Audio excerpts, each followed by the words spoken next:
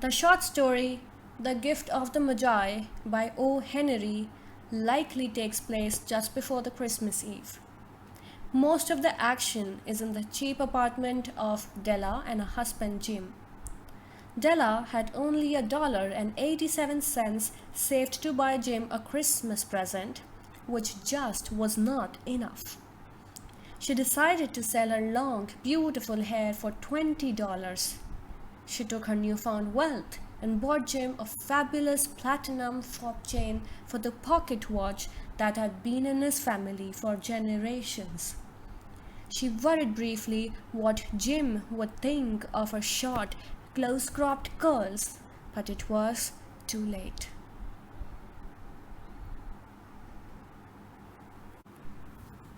Presenting the gift of the Magi. $1.87. That was all. She had put it aside, 1 cent, and then another, and then another, in her careful buying of meat and other food. Della counted it 3 times. $1.87. And the next day would be Christmas. There was nothing to do but fall on the bed and cry, so Della did it. While the lady of the home is slowly growing quieter, we can look at the home. Furnished rooms at a cost of $8 a week. There is little more to say about it. In the hall below was a letterbox too small to hold a letter. There was an electric bell, but it could not make a sound. Also, there was a name beside the door, Mr. James Dillingham Young. When the name was placed there, Mr. James Dillingham Young was being paid $30 a week. Now, when he was being paid only $20 a week, the name seemed too long and important. It should perhaps have been Mr. James D. Young. But when Mr. James Dillingham Young entered the furnished rooms, his name became very short indeed. Mrs. James Dillingham Young put her arms warmly about him and called him Jim. You've already met her. She's Della. Della finished her crying and cleaned the marks of it from her face. She stood by the window and looked out with no interest. Tomorrow would be Christmas Day, and she had only $1.87 with which to buy Jim a gift. She had put aside as much as she could for months with this result. $20 a week is not much. Everything had cost more than she had expected. It always happened like that. Only $1.87 to buy a gift for Jim, her Jim. She had made many happy hours planning something nice for him. Something nearly good enough. Something almost worth the honor of belonging to Jim. There was a looking glass between the windows of the room. Perhaps you've seen the kind of looking glass that is placed in $8 furnished rooms. It was very narrow. A person could see only a little of himself at a time. However, if he was very thin and moved very quickly, he might be able to get a good view of himself. Della, being quite thin, had mastered this art. Suddenly, she turned from the window and stood before the glass. Her eyes were shining brightly, but her face had lost its color. Quickly, she pulled down her hair and let it fall to its complete length. The James Tillingham Youngs were very proud of two things which they owned. One thing was Jim's gold watch. It had once belonged to his father, and long ago it had belonged to his father's father. The other thing was Della's hair. If a queen had lived in the rooms near theirs, Della would have washed and dried her hair where the queen could see it. Della knew her hair was more beautiful than any queen's jewels and gifts. If a king had lived in the same house with all his riches, Jim would have looked at his watch every time they met. Jim knew that no king had anything so valuable. So now Della's beautiful hair fell about her, shining like a falling stream of brown water. It reached below her knee. It almost made itself into a dress for her. And then she put it up on her head again, nervously and quickly. Once she stopped for a moment and stood while a tear or two ran down her face. She put on her old brown coat. She put on her old brown hat. With the bright light still in her eyes, she moved quickly out the door and down to the street. Where she stopped, the sign said, Mrs. Sovereign, hair articles of all kinds. Up to the second floor, Della ran and stopped to get her breath. Mrs. Sovereign, large, too white, cold-eyed, looked at her. Will you buy my hair? Asked Della. I buy hair, said Mrs. Sovereign. Take your hat off and let me look at it. Down fell the brown waterfall. $20, said Mrs. Sovereign, lifting the hair to feel its weight. Give it to me quick, said Della. Oh, and the next 2 hours seemed to fly. She was going from one shop to another to find a gift for Jim. She found it at last. It surely had been made for Jim and no one else. There was no other like it in any of the shops, and she had looked in every shop in the city. It was a gold watch chain, very simply made. Its value was in its rich and pure material. Because it was so plain and simple, you knew that it was very valuable. All good things are like this. It was good enough for the watch. As soon as she saw it, she knew that Jim must have it. It was like him, quietness and value. Jim and the chain both had quietness and value. She paid $21 for it, and she hurried home with the chain and 87 cents. With that chain on his watch, Jim could look at his watch and learn the time anywhere he might be.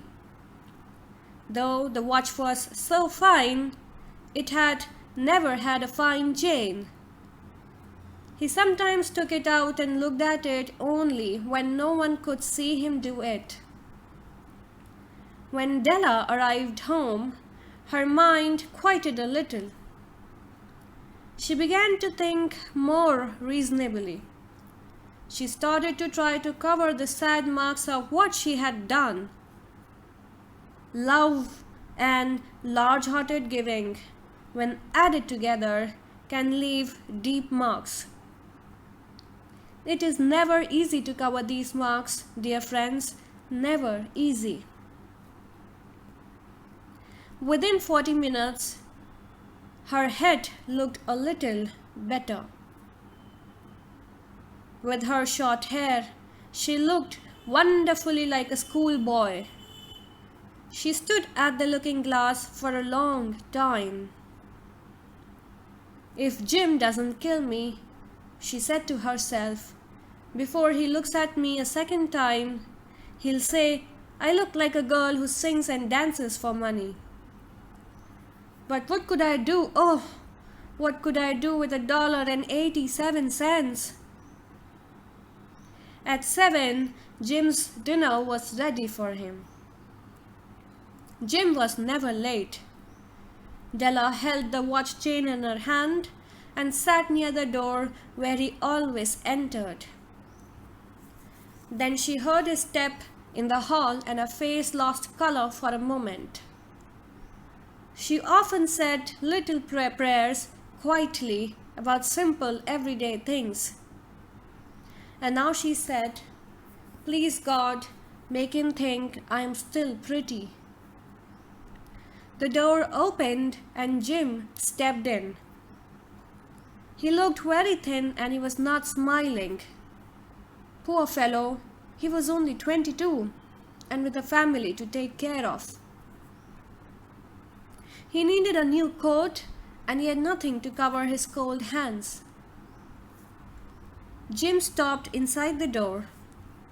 He was as quiet as a hunting dog when it is near a bird.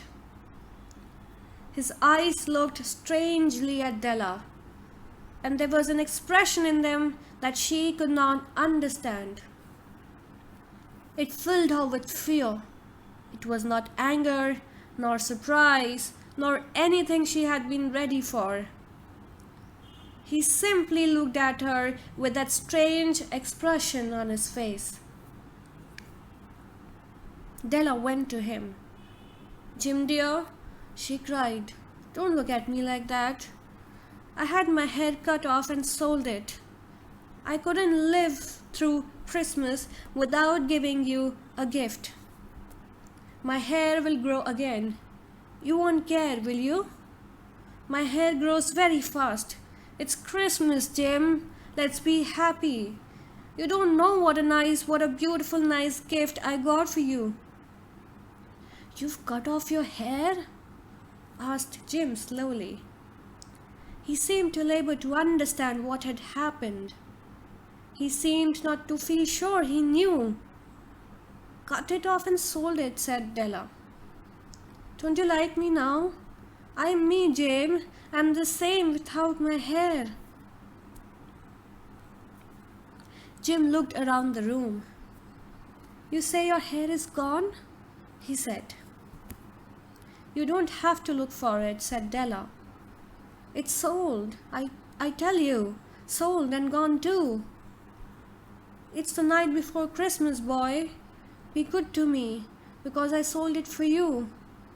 Maybe the hairs of my head could be counted," she said, "but no one could ever count my love for you. Shall we eat dinner, Jim?" Jim put his arms around his Stella. "For 10 seconds, let us look in another direction. $8 a week or $1,000,000 a year. How different are they? Someone may give you an answer, but it will be wrong. The Magi brought valuable gifts, but that was not among them. My meaning will be explained soon." From inside the coat, Jim took something tied in paper. He threw it upon the table. "I want you to understand me, Dell," he said. Nothing like a haircut could make me love you any less. But if you'll open that, you may know what I felt when I came in." White fingers pulled off the paper, and then a cry of joy, and then a change to tears. For there lay the combs that Della had seen in a shop window and loved for a long time. Beautiful combs with jewels, perfect for a beautiful hair. She had known they cost too much for her to buy them. She had looked at them without the least hope of owning them. And now they were hers, but her hair was gone. But she held them to her heart, and at last was able to look up and say, "My hair grows so fast, Jim." And then she jumped up and cried, "Oh, oh!" Jim had not yet seen his beautiful gift. She held it out to him in her open hand. The gold seemed to shine softly as if with their own warm and loving spirit. "Isn't it perfect, Jim? I hunted all over town to find it. You'll have to look at your watch 100 times a day now. Give me your watch. I want to see how they look together." Jim sat down and smiled. "Della," said he, "let's put our Christmas gifts away and keep them a while. They're too nice to use now. I sold the watch to get the money to buy the combs. And now I think we should have our dinner." The Magi, as you know, were wise men, wonderfully wise men who brought gifts to the newborn Christ child. They were the first to give Christmas gifts. Being wise, their gifts were doubtless wise ones. And here I've told you the story of two children who were not wise. Each sold the most valuable thing he owned in order to buy a gift for the other. But let me speak a last word to the wise of these days. Of all who gave gifts, these two were the most wise. Of all who give and receive gifts such as they are the most wise. Everywhere they are the wise ones. They are the Magi. Thank you.